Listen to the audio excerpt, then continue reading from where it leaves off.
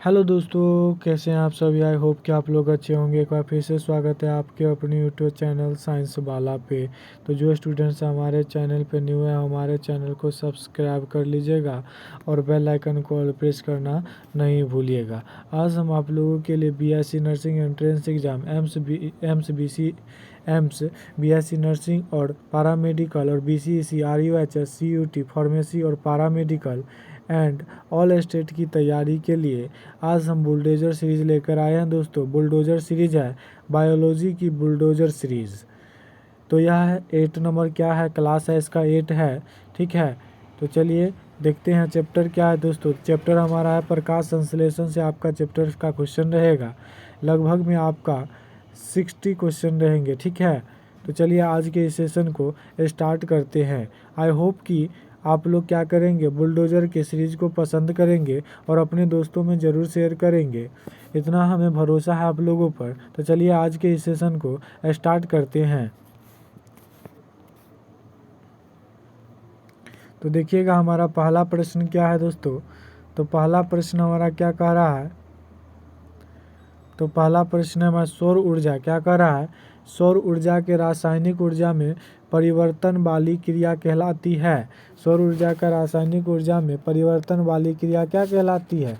तो इसका आंसर हो जाएगा आपका क्या दोस्तों, ऑप्शन क्या है देखिए। ऑप्शन ए है प्रकाश संश्लेषण, ऑप्शन बी श्वसन, ऑप्शन सी वाष्पोत्सर्जन, ऑप्शन डी रसारोहण। तो इसका करेक्ट आंसर जो हो जाएगा वो ऑप्शन नंबर ए हो जाएगा, प्रकाश संश्लेषण हो जाएगा। चलिए अगला क्वेश्चन देखते हैं। अगला क्वेश्चन कह रहा है क्या, कह रहा प्रकाश संश्लेषण एक प्रक्रिया है। तो यह जो प्रक्रिया है ना वह आपका अपचयित है और उष्माशोषी और एनाबोलिक क्रिया है। ठीक है, चलिए अगला क्वेश्चन की ओर हम लोग मूव ऑन करते हैं। तो अगला क्वेश्चन हमारा कह रहा है, क्या कह रहा है, कह रहा है विश्व का 85 से 90% प्रकाश संश्लेषण होता है। तो यह होता है आपका समुद्री शैवालों द्वारा होता है। ठीक है, चलिए अगला क्वेश्चन देखिएगा। अगला क्वेश्चन क्या कह रहा है, कह रहा है अगला क्वेश्चन प्रकाश संश्लेषण के लिए सीमाकारी कारक का सिद्धांत दिया था। तो कौन दिए थे, तो यह दिए थे ब्लैकमैन दिए थे। ठीक है, चलिए अगला क्वेश्चन देखिएगा। तो अगला क्वेश्चन है हमारा, हरे पौधे में प्रकाश संश्लेषण के समय निकली ऑक्सीजन का स्रोत होता है।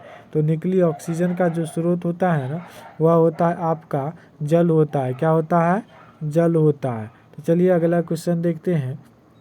तो अगला हमारा क्वेश्चन आ जाता है, तो अगला हमारा क्वेश्चन है इस प्रकार। देखिए अगला क्वेश्चन क्या कह रहा है, कह रहा है ग्लूकोज के प्रत्येक अणु के संश्लेषण के लिए आवश्यक एटीपी और NADPH2 के अणुओं की संख्या है। तो इसकी जो संख्या हुआ है 18 और 12। 18 किसका हुआ, एटीपी का, और NADPH2 का कितना हुआ, 12 हुआ। ठीक है, तो चलिए अगला क्वेश्चन देखिएगा। अगला है प्रकाश संश्लेषण के लिए दृश्य प्रकाश हेतु तरंगदैर्ध्य किस भाग में सर्वाधिक होती है। तो यह जो है आपका होता है लाल भाग में। कौन सा भाग में, लाल भाग में। ठीक है, तो चलिए अगला क्वेश्चन देखते हैं। अगला क्वेश्चन है हमारा, अगला प्रकाश संश्लेषण में CO2 के मार्ग की व्याख्या के लिए नोबेल पुरस्कार प्राप्त हुआ है। तो किनको नोबेल पुरस्कार मिला था, तो केल्विन को नोबेल पुरस्कार मिला था। ठीक है, अगला क्वेश्चन देखिएगा। अगला कह रहा है प्रकाश संश्लेषण के लिए कौन सा सीमा कारक नहीं है। तो इसमें जो है इसका ऑप्शन हो जाएगा ए सही हो जाएगा, O2 हो जाएगा यानी ऑक्सीजन हो जाएगा। ठीक है, उसके बाद है प्रकाश संश्लेषण की अप्रकाशिक अभिक्रिया को यह नाम दिया गया है क्योंकि क्योंकि क्योंकि क्या दिया गया, क्योंकि इसमें प्रकाश की आवश्यकता नहीं होती है। ठीक है, तो चलिए अगला क्वेश्चन देखते हैं। अगला क्वेश्चन क्या कह रहा है, अगला क्वेश्चन क्या कह रहा है। तो अगर हमारा वीडियो अच्छा लग रहा हो तो हमारे चैनल को सब्सक्राइब कर सकते हैं जो न्यू स्टूडेंट है, और अपने क्या कर सकते हैं, इस वीडियो को शेयर कर सकते हैं। चलिए अगला देखिए 11 नंबर क्वेश्चन प्रकाश संश्लेषण में प्रकाश ऊर्जा का विशिष्ट कार्य है। तो इसका विशिष्ट कार्य है क्लोरोफिल का सक्रियण करना। ठीक है, चलिए अगला देखिएगा। अगला क्या कर रहा है क्वेश्चन, अगला कह रहा है प्रकाश संश्लेषित जीवाणु तथा नीले हरे शैवाल में उनके प्रकाशग्राही तंत्र के आणविक पदार्थ होते हैं। तो इसके आणविक पदार्थ जो है वह होते हैं क्रोमेटोफोर में होते हैं। ठीक है, चलिए अगला देखिएगा। अगला क्वेश्चन क्या है? अगला क्वेश्चन है प्रकाश संश्लेषण में ग्लूकोज में O2 कहाँ से आती है? तो O2 जो आती है ना वह कहाँ से आती है? वह आती है आपका कहाँ से? तो CO2 से आती है। चलिए अगला क्वेश्चन देखिएगा। अगला क्वेश्चन है हमारा प्रकाश संश्लेषण में ATP का निर्माण कहलाता है। ATP का निर्माण कहलाता है प्रकाश फास्फोरिलीकरण कहलाता है। ठीक है, चलिए अगला क्वेश्चन देखिएगा। तो अगला क्वेश्चन क्या कह रहा है? चलिए अगला क्वेश्चन की ओर हम लोग मोहन करते हैं। तो अगला क्वेश्चन है हमारा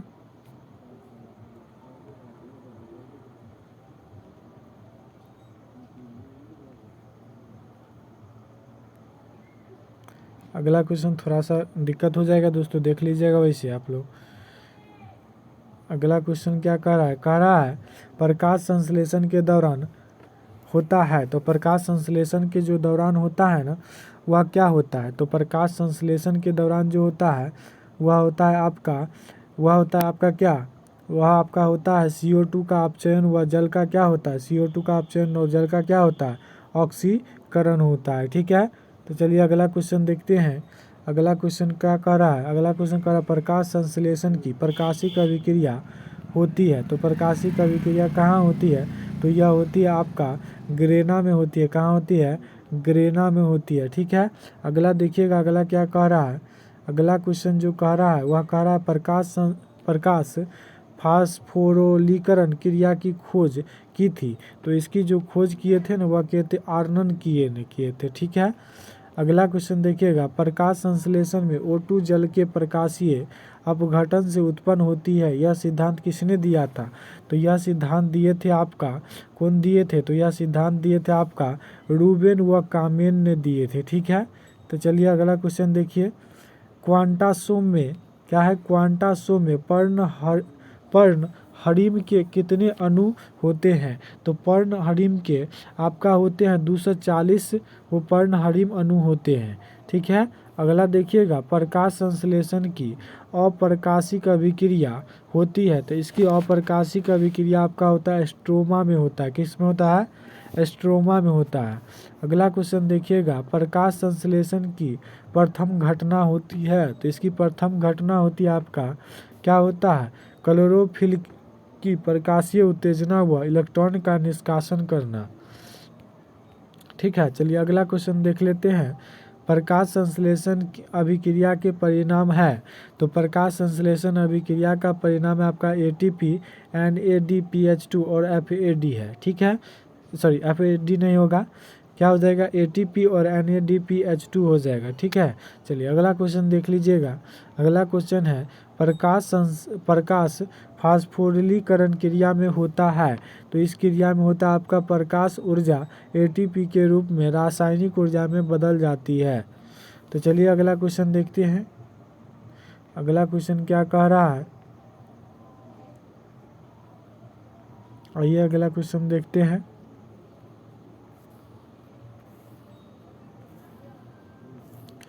अगला क्वेश्चन है हमारा प्रकाश संश्लेषण के क्या करा? प्रकाश संश्लेषण के प्रकाश तंत्र फर्स्ट के वर्णक है। तो इसका करेक्ट जो आंसर हो जाएगा वह हो जाएगा A पर्णहरित B और कैरोटीनॉइड, यानी कि क्लोरोफिल A और क्लोरोफिल B और उसके बाद कैरोटीनॉइड। ठीक है, तो चलिए अगला क्वेश्चन देख लेते हैं। प्रकाश संश्लेषण व श्वसन दोनों में सामान्य क्या है? तो दोनों में जो सामान्य हुआ है साइटोक्रोम है। क्या है? साइटोक्रोम है। चलिए अगला क्वेश्चन देखिएगा। पर्णहरिम दृश्य प्रकाश को कौन सी तरंगदैर्घ्य वाले क्षेत्र से अवशोषित करता है? तो यह अवशोषित करता है आपका 400 से 700 nm यानी नैनोमीटर। ठीक है, चलिए अगला क्वेश्चन देखिएगा। प्रकाश संश्लेषण के उत्पादों का स्थानांतरण होता है। तो इसका स्थानांतरण होता है आपका चालनी नलिका द्वारा। ठीक है, चलिए अगला क्वेश्चन देखिएगा। क्लोरोफिल A का संरचनात्मक सूत्र क्या है? तो इसका संरचनात्मक सूत्र है C55H72 और CO5 और N4 और Mg होता है। ठीक है, चलिए अगला क्वेश्चन देख लीजिएगा। अगला क्वेश्चन क्या कर रहा है, निम्नलिखित में से किसके द्वारा प्रकाश तंत्र फर्स्ट प्रकाशिक अभिक्रिया के समय इलेक्ट्रॉन NADP को पहुंचाता है? तो यह पहुंचाता है आपका फेडिडॉक्सिन द्वारा। किसके द्वारा? फेडिडॉक्सिन के द्वारा। चलिए अगला देखिएगा। अगला क्या कह रहा है, निम्नलिखित में से किसे कोशिका की ऊर्जा मुद्रा कहते हैं? तो ऊर्जा मुद्रा किसे कहते हैं? तो इसे कहते हैं आपका ATP को कहते हैं। किसको? ATP को कहते हैं। चलिए अगला देखिएगा, कौन सा वर्णक जल में घुलनशील होता है? तो इसमें घुलनशील होता है आपका एंथोसायनिन होता है। कौन होता है? एंथोसायनिन होता है। ठीक है, अगला क्वेश्चन उसके बाद देखिएगा। तो अगला क्वेश्चन कह रहा है C3, क्या कह रहा है, C3 पौधों की अप्रकाशिक अभिक्रिया का प्रथम अस्थायी उत्पाद क्या है? तो इसका प्रथम अस्थायी उत्पाद है A, क्या हो जाएगा, 3-फॉस्फोग्लिसरॉलिक एसिड हो जाएगा। ठीक है, तो चलिए अगला क्वेश्चन देख लीजिए। अगला क्वेश्चन है, क्या है, C3 पौधे में CO2 ग्राही है? तो CO2 ग्राही आपका राइबुलोस, क्या है, राइबुलोस 1,5 बाइफॉस्फेट है। ठीक है, चलिए अगला क्वेश्चन देखिएगा। तो अगला क्वेश्चन है मेरे पास, अगला क्वेश्चन है,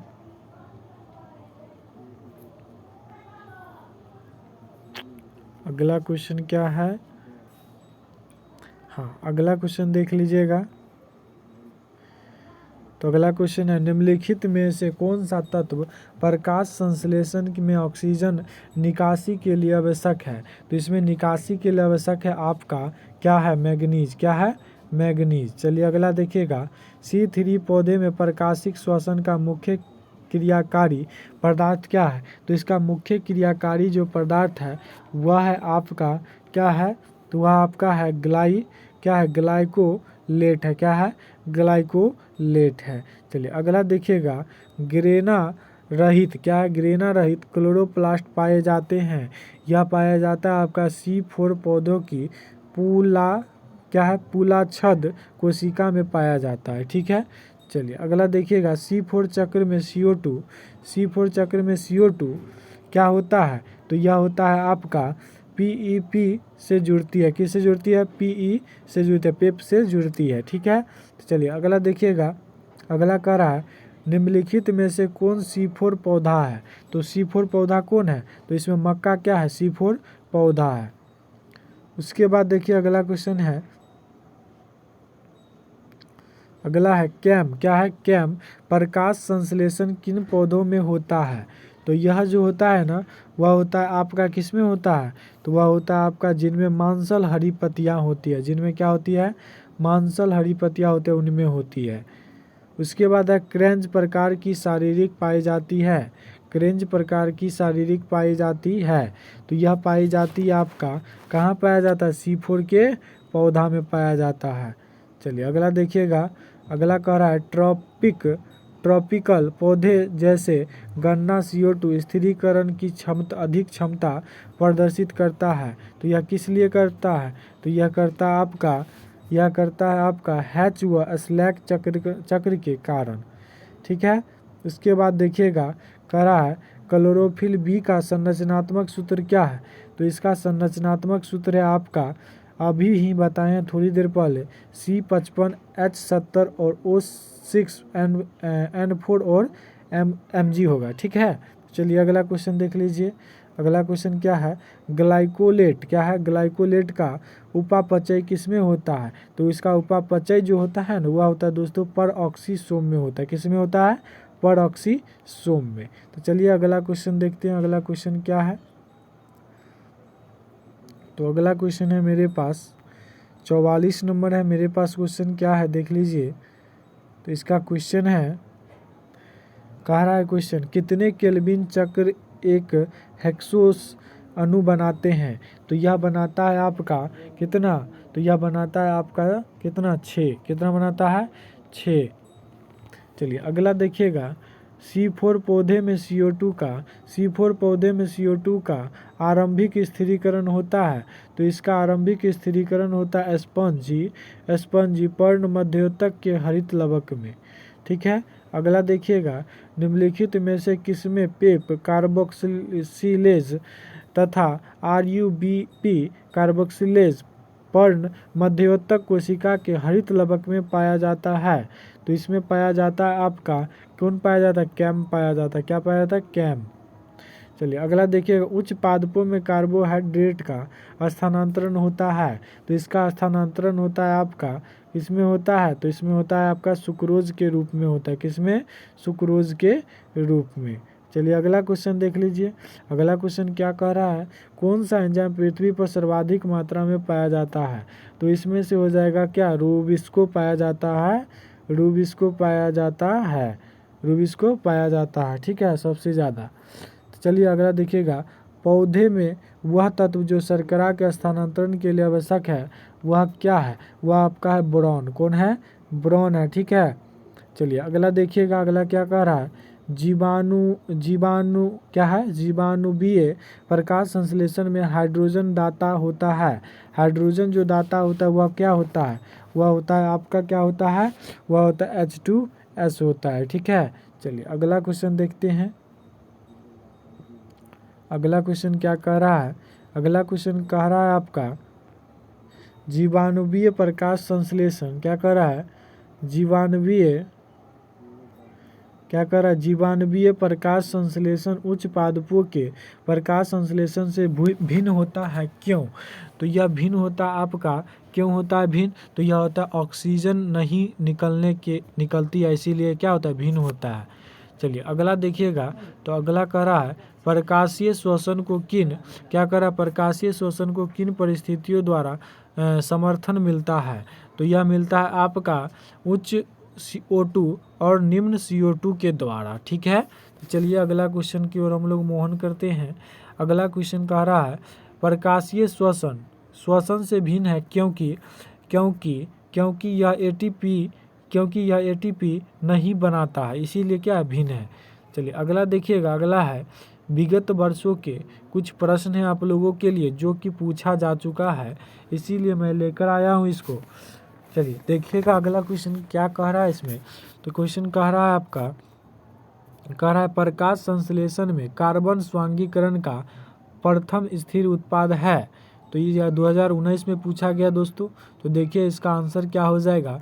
इसका आंसर हो जाएगा D, फास्फोग्लिसरॉलिक अम्ल हो जाएगा, ठीक है। चलिए अगला देखिएगा, अगला क्या कह रहा है, प्रकाश संश्लेषण की अंधकार अभिक्रिया को क्या कहते हैं? तो इस अभिक्रिया को कहते हैं हम लोग, क्या कहते हैं?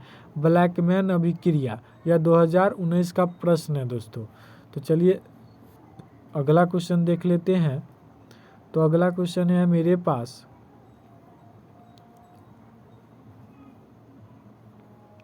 अगला हमारे पास क्या है क्वेश्चन देखिएगा, मरुस्थलीय क्या कह रहा है? मरुस्थलीय मांसल पादपों में दिन समय रंध्र बंद होने पर भी किसके द्वारा होता है? तो यह होता है आपका, किसके द्वारा? तो यह होता है मैलिक अम्ल के द्वारा होता है, ठीक है। ये 2019 का प्रश्न है। अगला देखिएगा, अगला क्या रहा, दिन के किस समय प्रकाश संश्लेषण की क्रिया प्रकाश संश्लेषण की दर लगभग श्वसन दर के बराबर होती है, ये कहना है। तो देखिए 2018 का प्रश्न है, तो इसका आंसर हो जाएगा D, प्रातः काल सूर्योदय के समय, ठीक है। अगला क्वेश्चन देख लीजिएगा, कुल अवशोषित क्या करें, कुल अवशोषित जल का कितना भाग प्रकाश संश्लेषण हेतु आवश्यक है? तो इसका जो है 1% भाग क्या है, प्रकाश संश्लेषण के लिए आवश्यक है। उसके बाद है प्रकाश संश्लेषण में कितने प्रतिशत प्रकाश का भाग ही उपयोगी है? तो इसका हो जाएगा ऑप्शन नंबर सी हो जाएगा 0.5 से कितना हो जाएगा 35% हो जाएगा, ठीक है। चलिए अगला देखिएगा, O2 की अधिकता में प्रकाश संश्लेषण की क्रिया दर होती है। तो इसकी क्रिया दर जो होती है ना, वह क्या होती है? वह होती है आपका घटती है। क्या होती है? घटती है। चलिए अगला देखिएगा क्वेश्चन क्या है। तो अगला है मेरे पास क्वेश्चन, तो मेरे पास अगला क्वेश्चन है, अब क्वेश्चन नहीं है मेरे पास दोस्तों, तो thanks for watching the videos. हमारे चैनल पे कोई स्टूडेंट नहीं हुआ तो हमारे चैनल को सब्सक्राइब कर लीजिए और बेल आइकन को ऑल प्रेस करना नहीं भूलिए और अपने दोस्तों में ज़रूर शेयर कीजिएगा और लाइक करना नहीं भूलिएगा। तो आज के लिए इतना ही, मिलते हैं नेक्स्ट वीडियो में, तब तक के लिए धन्यवाद।